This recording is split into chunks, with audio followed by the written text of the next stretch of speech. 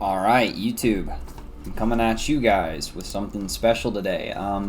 So the last time I hit platinum, I made a deck list video, and that was one of the very first videos I made on my channel. But today we are making another video that is very similar. This is the second deck we've managed to pretty much play exclusively to get to platinum with. It is Drytron. So I know I've already uploaded a few Drytron lists, but this one is the very cream of the crop, the best possible list that you're going to find. First and foremost, I don't want to take any credit really for this list. I have not contributed a lot to the deck building side of this deck. More so, my good friend Alex did a ton of research, and he's played a ton of games, a ton more games with this deck than I have. Although I have my fair share of games now with this deck, he was definitely the person who explained it all to me and kind of helped me come to the list that basically you're seeing before you guys.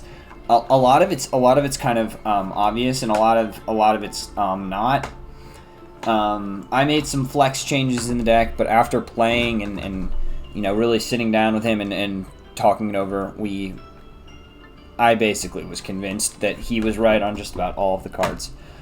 So I decided that this is the deck that I was able to take and construct on my free-to-play account and climb all the way up to platinum with. My record is 25 out of 27. So 25-2, and I hit Platinum 5 today. So without any further ado, let's get into the deck. I'm not going to start off with Eva. I'm actually going to start off with the Drytron cards as I did last time. My understanding of these cards is significantly better than it was when I made my last video. Obviously now I've reached Platinum with this deck, so I feel like I've kind of gotten a lot more familiarity with it. So all the Drytron cards have the same effect, or all the Drytron effect monsters have the same effect that they cannot be normal summoned or set and must be summoned with a Drytron card. And then you contribute one Drytron monster or one other Drytron. one Drytron monster or one ritual monster from your hand. Try to summon this card from your hand, and then add a ritual and then so that they all share that effect. Sorry. All right, let me take it back just a second. All the Drytrons share the effect that if they're in your hand, you contribute a Drytron card or a ritual monster and special summon them to your field. They can activate this effect from your hand or your graveyard, which is really, really strong. These effects can also activate and get their effects under skill drain because they don't activate on the field. They activate in the hand or in the graveyard, depending on where they are, which makes this deck really strong against Eldritch. Something I didn't articulate last time that is really, really important that I do now. So all the Drytrons have that effect, and they all also, when you resolve their specific effects, they make it so that you can no longer special summon cards can be normal summoned or set, but that doesn't not come up in this deck whatsoever. But it does limit things that you can't play otherwise that you may consider. The Drytrons are just basically not splashable. Is what happens to this. Is the reason that restriction's on. So the two Drytrons that I'll mention first are the two good ones, the two ones that you want to open up. These are basically your enablers, your starter cards. Alpha Thubin. Basically, when this card is special summoned through the effect that I mentioned earlier by tributing a Drytron or a ritual, you're going to be able to add a ritual monster from your deck to your hand. So we'll talk about the targets for that later, but that is a great effect for this deck. And then Zeta. Zeta is the same effect, except for you were going to add the ritual spell, and we'll talk about the ritual spell later. So these are your two really good ones. These cards allow you to, they just get you pluses, and they allow you to combo off. And the other two require a setup. So then the next one we'll talk about is basically a card that you only want to run one of because it's not a self-starter. It's an extender exclusively. So this card, its effect is that when you summon it through its effect that all the Drytron share, basically of tributing a monster in your hand, a ritual monster in your hand, or a Drytron, you can target another Drytron and special summon it from the graveyard. So use this to extend and combo off and make Moo Beta, and then continue on down the line. We'll talk about stuff like that in the future. Drytron Delta Delta basically is played just as another Drytron name that you can special summon by attributing Drytrons or rituals in your hand or on the field. And when this card is special summoned through its effect, you just reveal either a ritual monster or a ritual spell, and then you're allowed to draw a card, which can be really good to draw into your non-searchable hand traps, or Called by the Grave, or Lightning Storm, or whatever you might need. Something you can't get access to. It's a decent desperation effect. But Delta and Gamma are your bad Drytrons. These are your amazing, really good Drytrons. The next card we'll talk about, which is an engine piece, is the Diviner of the Herald. So Diviner of the Herald just says when it's normal summoned, normal or special summoned, I suppose, but you never special summon it, you can send one fairy monster from your deck or extra to the graveyard, and you do increase this card's level until the end of the turn. So you're always sending pretty much from the extra deck. You're sending Herald of the Arclight, or Elder Entity NTSS, and essentially what these cards do is when this card's sent, you get a search of a ritual monster or a ritual spell. We'll talk about the targets later. And this card destroys a card on the field. So they're both fairies and they're both level 4. So that makes this card level 6 when you send. That's pretty much the end-all of the effect. It has another effect. If it's tributed, you do some special summoning, but we don't do that in this deck, so I'm not even going to talk about it.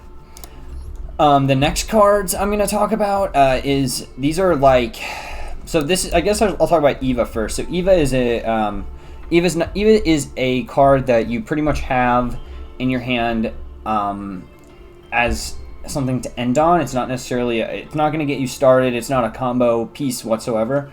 All this card says is that if it's sent to the graveyard, you can banish 2 other light fairy monsters from your graveyard and add 2 add the same number that you banished, level 2 or lower light fairy monsters with different names from your deck to your hand, except for Eva. So the only thing Eva can add in this deck is Orange Light and Herald. It's extremely limited. This card is banned in the TCG as of today, actually. So it's quite strong, just because of its interaction with a card that we will get into in just a second. But the next card we're going to talk about is Herald of Orange Light, because I feel like it's a good bridge to this section of the deck and the next section of the deck that I'm going to talk about.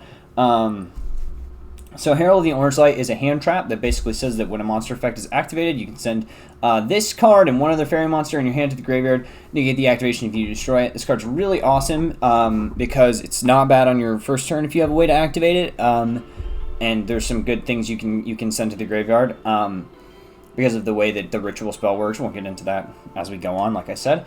But this card's really good to negate stuff on their turn when they're going first. And it's also really good to get early in your combo through one of the various ways we have to search it, which we'll discuss as we go on, to negate hand traps that they may have in their hand. So we can disrupt their disruption, which is quite strong, and having this be searchable is really good. And then for the last non-ritual, and I guess we'll just talk about this now because it's kind of related to Herald of the Orange Light, Maxi. It's probably the best hand trap of the format. If you're going to be playing hand traps, I think that Maxi is probably the best one. It's pretty good against everything. It's insanely good versus the Drytron mirror and versus a lot of rogue strategies, and it is also extremely good. Or it's only okay versus Eldritch, but if you manage to catch them doing the old Chainlink 1 Conquistador, Chainlink 2 Sanguine trick, you can Maxi chaining to the Sanguine and draw 2 cards, which is phenomenal. So we play Maxi. And then for the rituals, first of all, we're going to talk about, actually we'll talk about Natasha last because it's actually the most complicated one. So Cyber Angel Ben 10. This card basically says that if this card destroys a monster by battle and sends it to the graveyard, you inflict damage to your opponent equal to half the monster's original defense in the graveyard. If this card is distributed, you can add 1 light fairy monster from your deck to your hand. So the second effect is what we care about much more. This allows us to tutor this card, this card, this card, or this card. This is the only card we haven't talked about yet. We will get there, I promise. And then its first effect has some interesting burn applications, but we're not particularly interested in it. I just figured that I would mention it because there are situations where it conceivably does come up, and you can work around certain boards that you may not be able to kill people with otherwise through that effect. So just kind of keep it in mind that it exists. The next card we'll talk about is the Meteonis Drytron. So this is our only our only Drytron ritual monster. Funny, we're playing like a Drytron ritual deck and it's only got one. But basically what this card is for OTKing your opponent. Putting on 4,000 damage is obviously really good. This deck summons this card insanely efficiently, just having a tribute. Or we'll get into how you summon it later, but the Drytron ritual functions very differently than the rest of the ritual cards in the game, Meteonis Drytron. But this card's effect, once it's on the board, if you use two monsters, if the total number of monsters used for this ritual summon are 2 or less, you are allowed to during your opponent's turn. Wait, what? Oh, okay, sorry. So I just got messed up there. But if this card was special summon with 2 Drytrons, basically, which is how you're going to special summon, I'll explain that later. But this card can attack all special summon monsters your opponent controls once each. So that can allow you to clear boards that sometimes may be unclearable.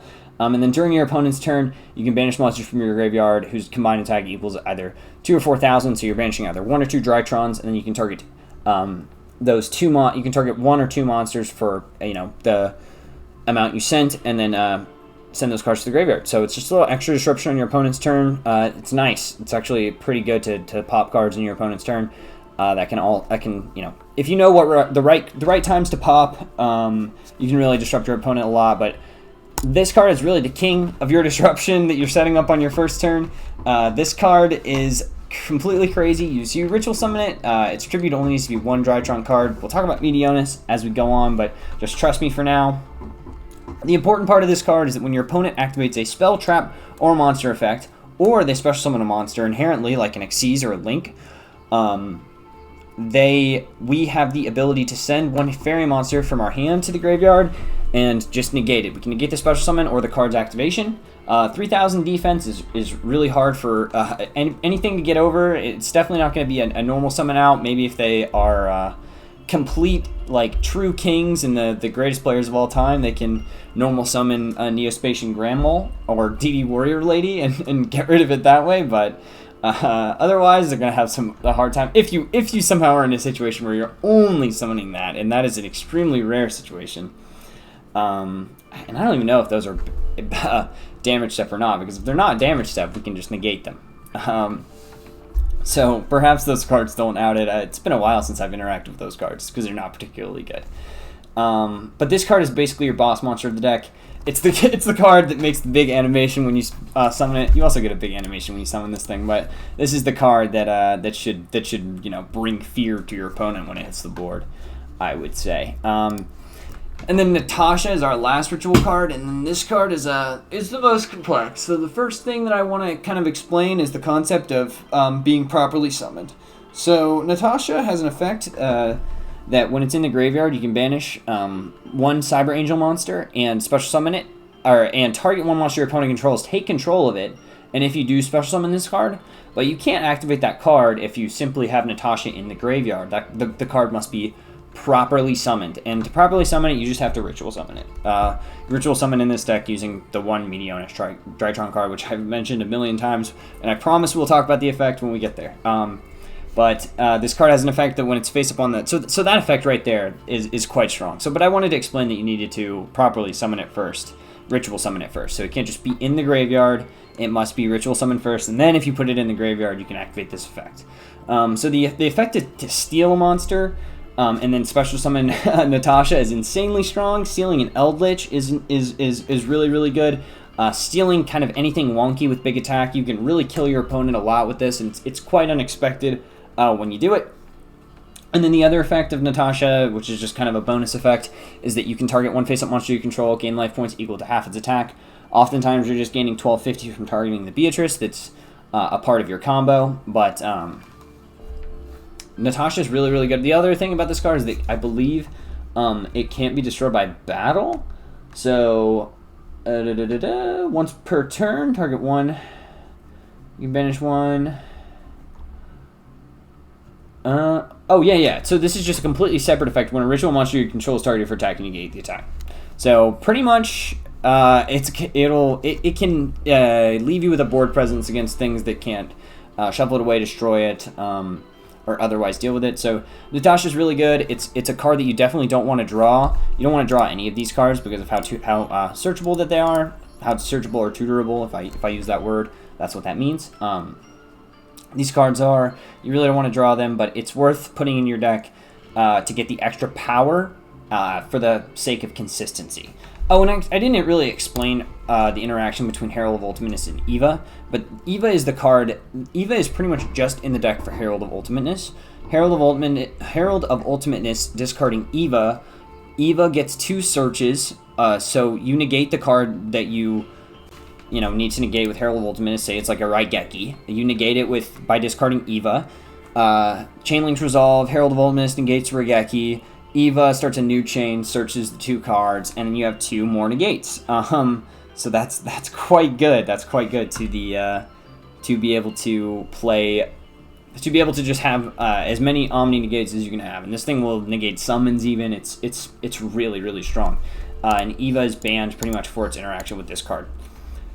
So that's going to be all of the monsters. It's going to be 15 monsters. Wait, no, 25 monsters. Yeah, sorry, 25 monsters and 15 spells.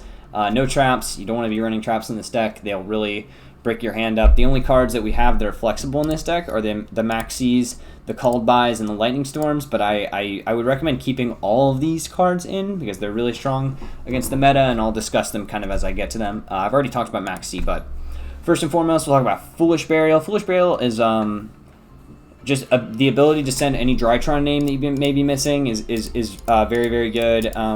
Maybe in some weird situations you can send Eva or send a ritual card that you need to get back with the ritual spell, which we'll talk about later, but just trust me that putting monsters in your graveyard is good in this deck. So the Drytrons obviously are like mini dragon rulers, and they can summon themselves back by tributing cards, kind of similar to the Eldritch, but in a very different way.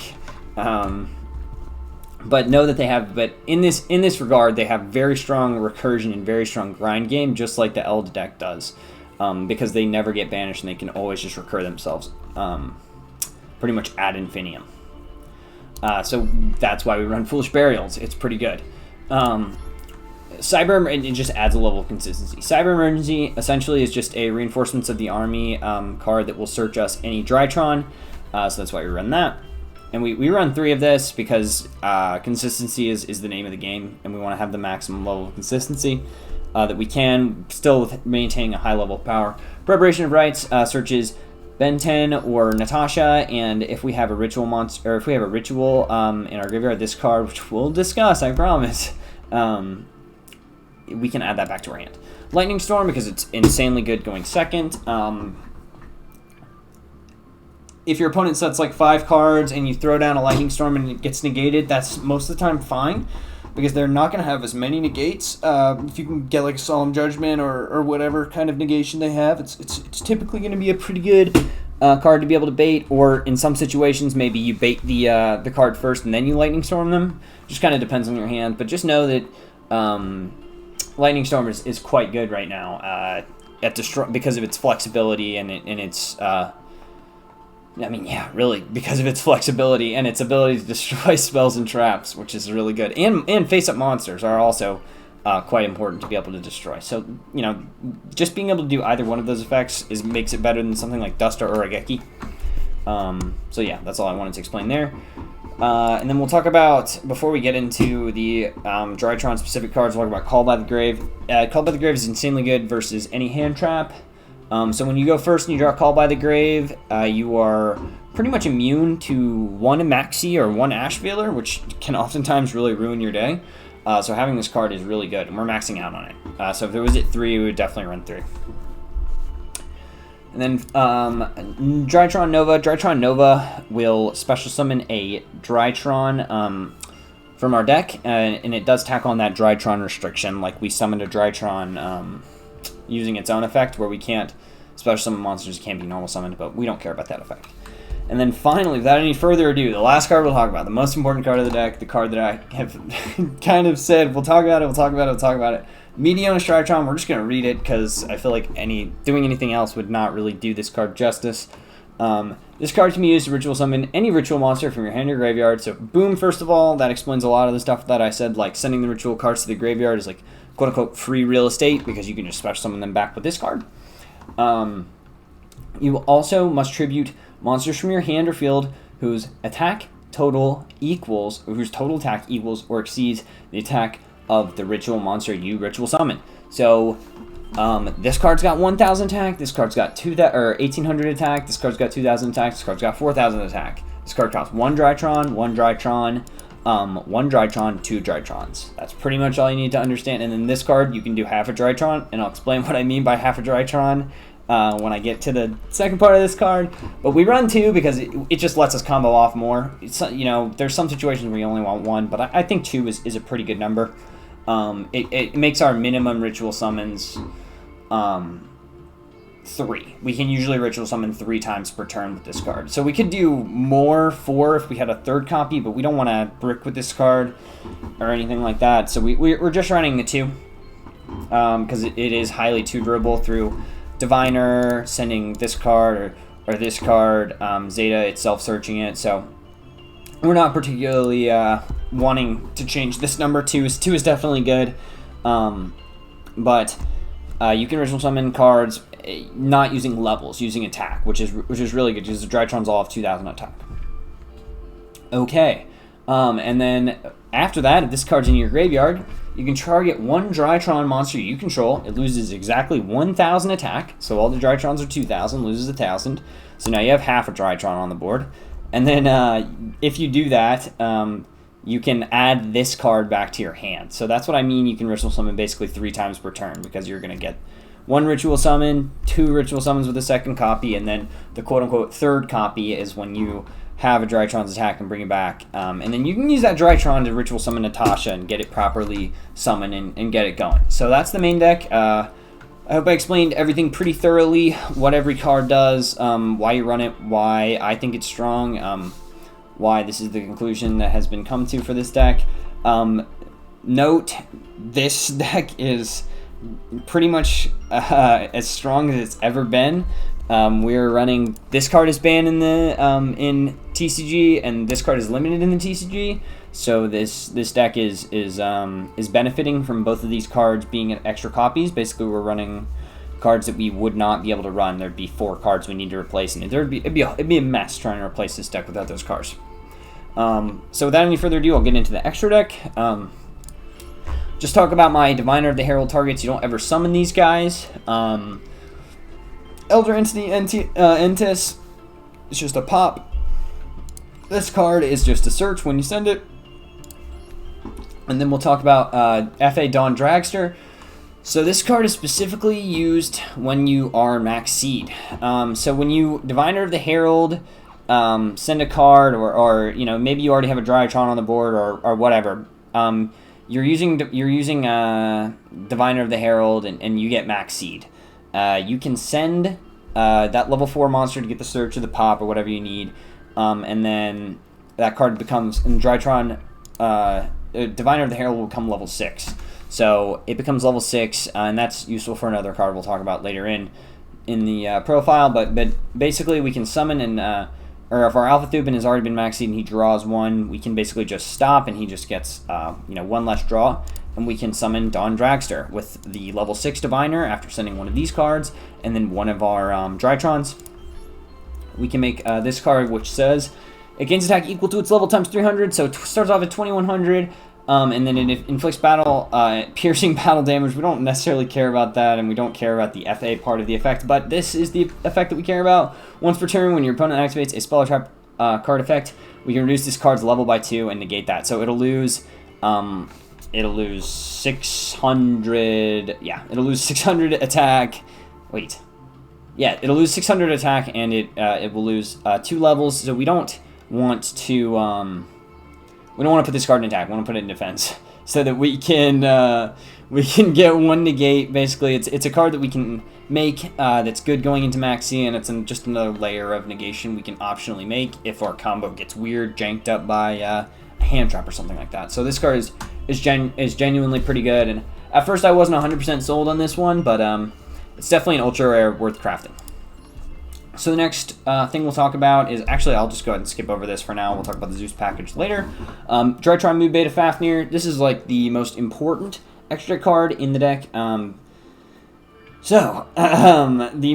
first and most important effect of this card is that when you ritual summon, you can attach materials from this card as monster or monsters required for the ritual summon.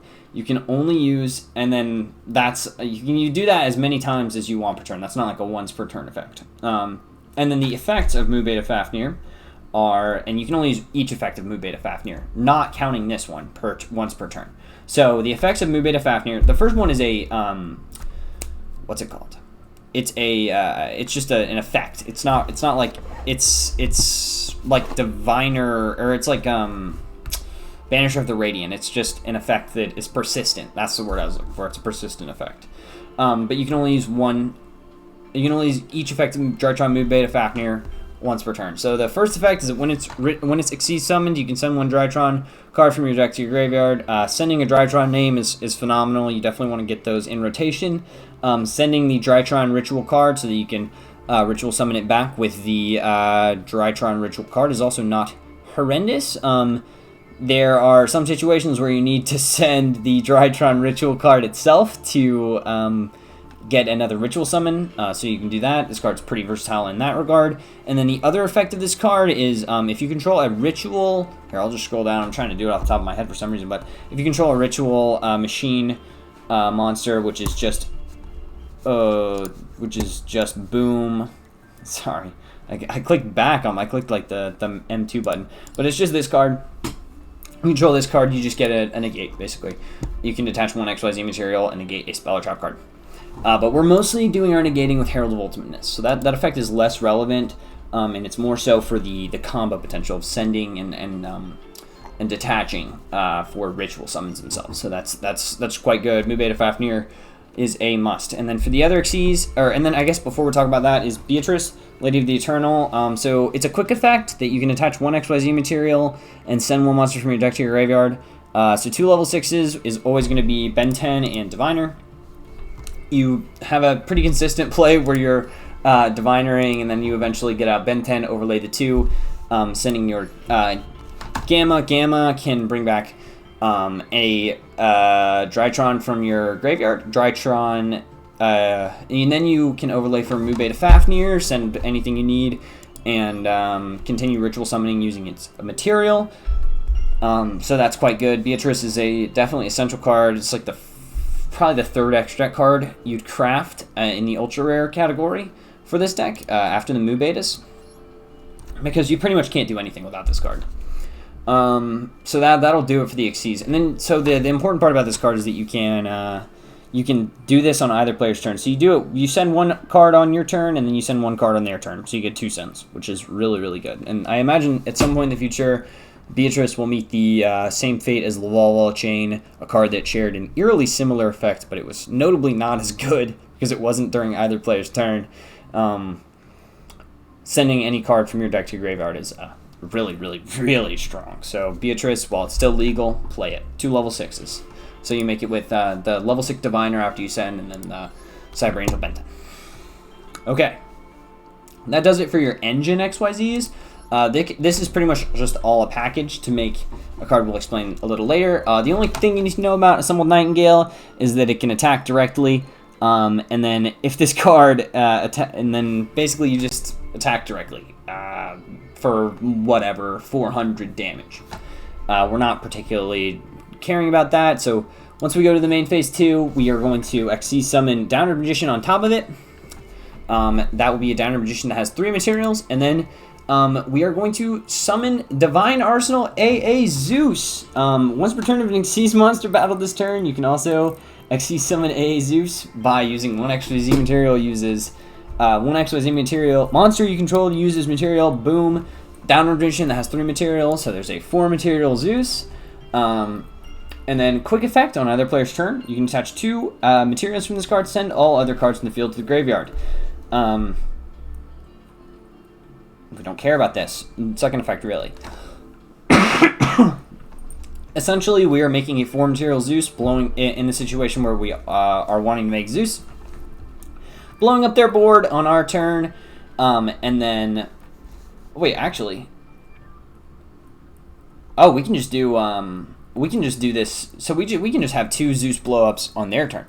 Because it's not once per turn. It's not even once per chain. In fact, if I'm reading this card correctly. So that's pretty insane to be able to have 2 Zeus procs on their turn. And that's why we dedicate 1, 2, 3, 4, or 1, 2, 3 extra X slots to it. I can definitely count, guys. And then for the links, so we have Link Karibo in here. Link Karibo is basically your eraser. So if you have a Drytron on your board that you somehow managed to summon, but you haven't procced its effect, you can link it off just instantaneously and get it in the graveyard to potentially to use its effect, tributing another monster or whatnot. And then we can use the Link Karibo. And then Link Karibo can also be used if you have too many slots on your board and you need to resummon Natasha, so we can get rid of a level 1 monster that's in our main monster zone. Say we only have 1 open monster zone, and in order to resolve Natasha we have to have 2, because we have to take their card and then special summon it. So we link off one of our cards in our main monster zone, and then put this in our extra monster zone, and we can therefore resolve Natasha, which is really cool. So you definitely have to run this card. And then the effect of this card is you contribute this card, change 1 monster your opponent controls attacks to 0 when your opponent monster declares an attack, and then basically this card gets tributed. And then you can also tribute 1 level 1 monster and special summon this card from the graveyard as a quick effect. So you can do that, with your Drytrons, or if you normal summon an Eva somehow. I mean, there's a couple of things you can tribute. And then we're running IP Masquerena. This is a really good card. If you don't know what IP Masquerena does, basically the only effect that you really need to know is that you can link with this card on your opponent's turn during your opponent's main phase. So it's just 2 non-link monsters to make it, and then we are typically going to be using IP Masquerena to link on our opponent's turn to make this card, Nightmare Unicorn, that simply says that when it's link summoned, we can discard 1 card and shuffle 1 card back into the deck.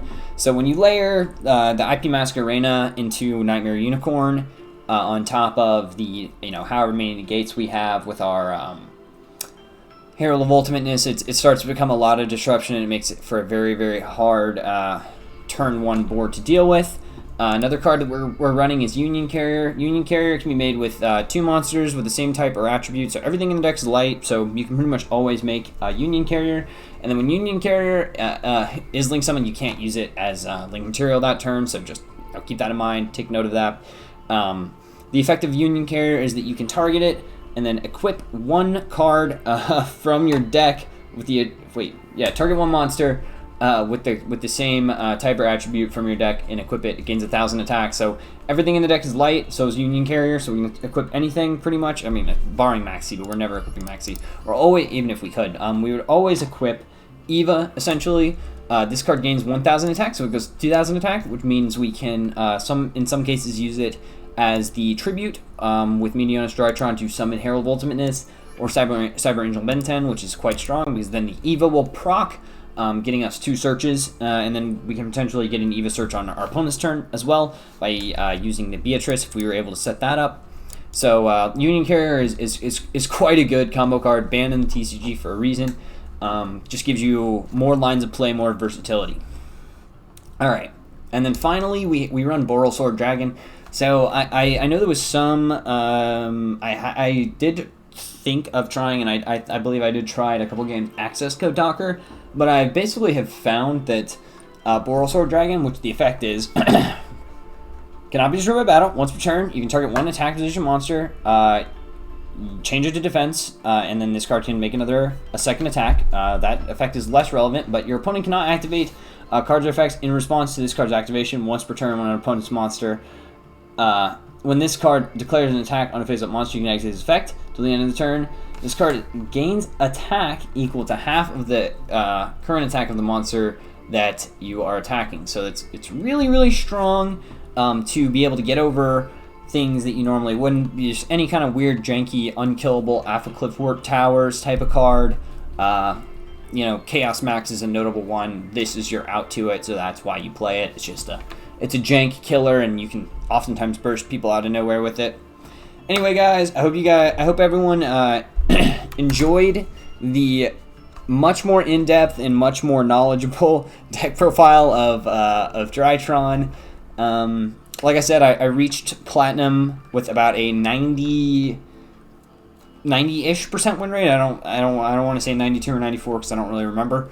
But yeah, this is it. Second deck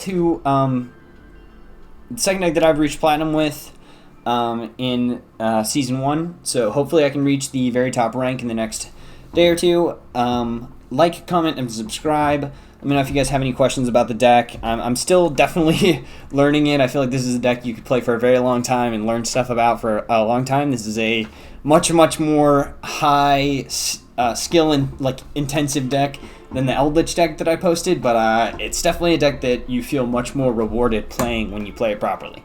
So try it out. Let me know what you guys think. If you guys have questions, I'm always answering people's comments. So peace.